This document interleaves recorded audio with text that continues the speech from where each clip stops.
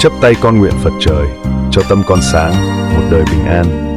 Giữa dòng đời ngược xuôi, lòng con đôi khi mỏi mệt, bao lo toan, hơn thua, được mất khiến con lạc lối giữa những điều giản đơn nhất. Nhưng hôm nay, giữa phút giây tĩnh lặng, con xin được đặt xuống tất cả.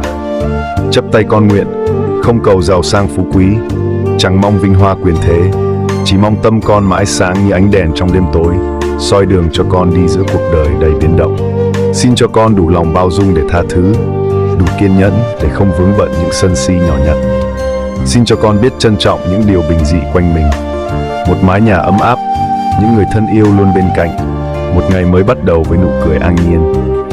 Phật trời ơi, con chẳng cầu tránh khỏi sóng gió, chỉ mong giữa bão tố cuộc đời, lòng con vẫn đủ vững vàng, tâm con vẫn đủ thiện lương.